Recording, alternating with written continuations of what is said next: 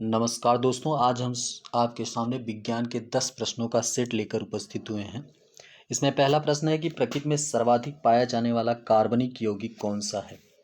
Option A है fructose, B cellulose, option C है sucrose और ऑप्शन डी है ग्लूकोज। तो इसका सही जवाब होगा सेलुलोज। प्रकृति में सर्वाधिक मात्रा में पाया जाने वाला कार्बनिक यौगिक सेलुलोज है। सेलुलोज। आपके लिए अगला प्रश्न है, राष्ट्रीय रासायनिक प्रयोगशाला कहाँ पर स्थित है। ऑप्शन ए पूना, कानपुर, मुंबई, न्यू दिल्ली। तो इसका सही जवाब होगा पूना। राष्ट्रीय रासायनिक प्रयोगशाला पूना में स्थित है और 6 अप्रैल 1947 को इसकी स्थापना की गई थी और तात्कालिक प्रधानमंत्री जवाहरलाल नेहरू द्वारा इसको 3 जनवरी 1950 को राष्ट्र को समर्पित किया गया था। आपके लिए अगला प्रश्न है, निम्न में से कौन सा आनुवंशिक रोग नहीं है। सबसे पहले यह ध्यान देना है कि नहीं है, इस शब्द का विशेष ध्यान देना है। ऑप्शन है एल्बिनिज्म, हीमोफीलिया, रतौंधी या वर्णांधता। तो इसका सही जवाब होगा रतौंधी। रतौंधी जो रोग है वो विटामिन ए की कमी से होती है और विटामिन ए का रासायनिक नाम रेटिनाल है, जिसकी कमी से रतौंधी होता है। बाकी एल्बिनिज्म, हीमोफीलिया और वर्णांधता ये सारे के सारे आनुवंशिक रोग हैं। आपके लिए अगला प्रश्न है, बुडापेस्ट कन्वेंशन किससे संबंधित है। ऑप्शन ए है कार्बन व्यापार, ऑप्शन बी है ग्रीन हाउस प्रभाव, ऑप्शन सी है अवैध ड्रग व्यापार और ऑप्शन डी है साइबर सुरक्षा। तो बुडापेस्ट कन्वेंशन साइबर सुरक्षा से संबंधित है और यह पहला कन्वेंशन था जो साइबर सिक्योरिटी को लेकर किया गया था और इस पर 2001 को साइन किया गया था और 2004 से यह प्रभावी है। 2004 से प्रभावी है। आपके लिए अगला प्रश्न है, कौन सा उर्वरक मृदा में सर्वाधिक अम्ल छोड़ता है। कौन सा उर्वरक मृदा में सर्वाधिक अम्ल छोड़ता है। ऑप्शन ए है यूरिया, ऑप्शन बी है calcium ammonium nitrate, option C है अमोनियम सल्फेट और ऑप्शन डी है अमोनियम नाइट्रेट। तो इसका सही जवाब होगा अमोनियम सल्फेट। अमोनियम सल्फेट द्वारा सर्वाधिक अम्ल छोड़ा जाता है। आपके लिए अगला प्रश्न है, यूरिया में नाइट्रोजन किस रूप में पाया जाता है।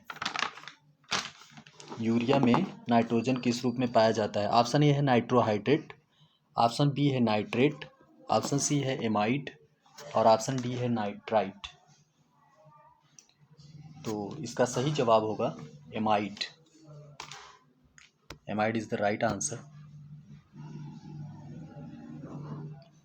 यूरिया एक कार्बनिक यौगिक है NH2CONH2 इसका फार्मूला होता है और इसमें 46.7% नाइट्रोजन होता है और एमाइड के रूप में नाइट्रोजन इसमें पाया जाता है। इसको कार्बामाइड भी कहा जाता है। आपके लिए अगला प्रश्न है, मृत मछली से निकलने वाली गंध किसके कारण होती है। मृत मछली से निकलने वाली गंध किसके कारण होती है। ऑप्शन है aldehyde, dimethyl amine, tri ethyl amine या टेट्रामेथिल एमिन। तो इसका सही जवाब होगा ट्राइमेथिल एमिन। मृत मछलियों में से निकलने वाली गंध ट्राइमेथिल एमिन के कारण होती है और इसको एमिनो कंपाउंड भी कहा जाता है। अगला प्रश्न है, लाल स्याही किससे बनाई जाती है। ऑप्शन है एनिलीन, इयोसिन, फियोलिन या कांगोरेट। तो इसका सही जवाब होगा इयोसिन। लाल स्याही इयोसिन से बनाई जाती है और ये इयोसिन का तनु विलयन होता है। आपके लिए अगला प्रश्न है, सामान्य शुष्क सेल में विद्युत अपघट्ट क्या होता है।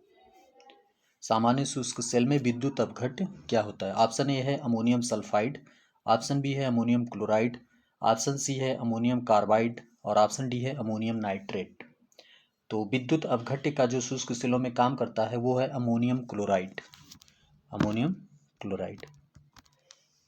शुष्क सेल को लेक्लांसे सेल भी कहा जाता है और इसमें अमोनियम क्लोराइड का प्रयोग विद्युत अपघट्य के रूप में किया जाता है।